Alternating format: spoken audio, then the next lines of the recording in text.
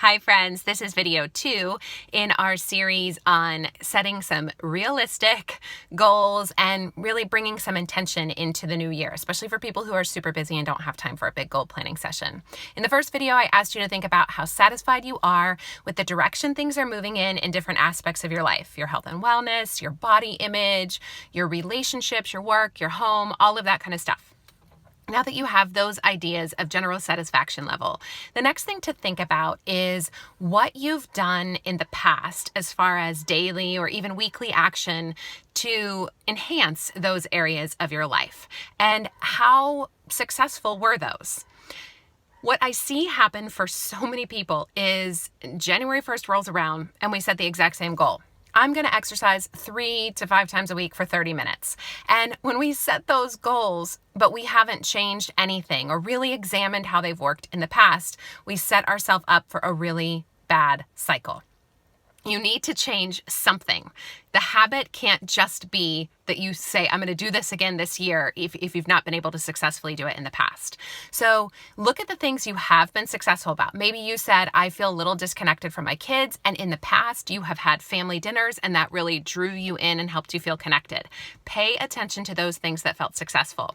Now, the things that weren't successful, I'm going to give you 3 things that could be at the heart of why those habits didn't work, especially if you know they've worked for other people, but you just struggled with it.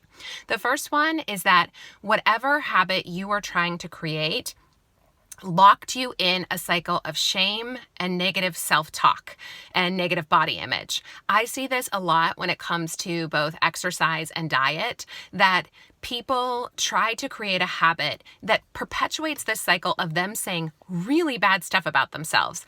I'm bad because I ate that. I just can't stick to this.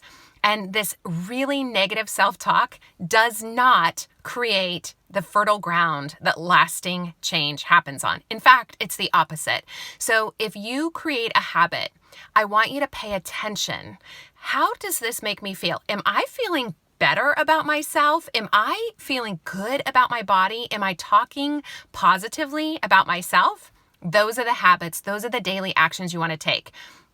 If you're doing something that is causing you to feel really bad about yourself and say negative things about yourself, that habit needs to go. You need to find some other way of enhancing your satisfaction level with that area of your life. So if you find negative self-talk or shame has happened for you with regard to a daily habit, don't pick that habit up again, or don't try to do that. The second thing is mindset.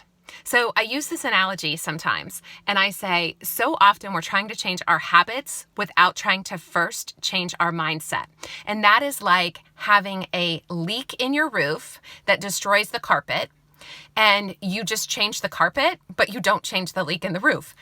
Every time it rains, you're going to have to replace the carpet. You have likely a whole set of thoughts and beliefs that make it either easy or challenging for you to take action in certain areas. Here's how it goes.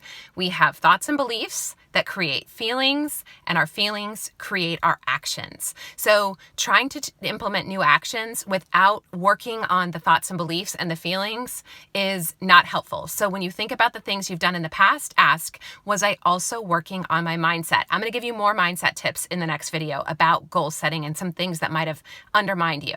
But just begin to think about that right now. What did I do to look at my mindset, my thoughts and beliefs, and my feelings that were creating those actions? The third thing is support. I said this recently, I'm going to say it again. Growth and healing does not happen in isolation. If you are trying to experience lasting change in an area of your life on your own, you're really going to struggle. You need help and support. There's lots of different ways that can take shape, that help and support. But just right now, when you look at the goals that you've tried to do in the past, the actions and the habits you've tried to create in the past, I want you to think about, did I have the right support? Was I trying to do that on my own? So that's all you're doing in this video. You're just examining, what have I tried to do in the past? What was successful and what wasn't successful? If it wasn't successful, was there a lot of shame and guilt? Did I work on my mindset? And did I have support? All right, I'll be back with another one soon.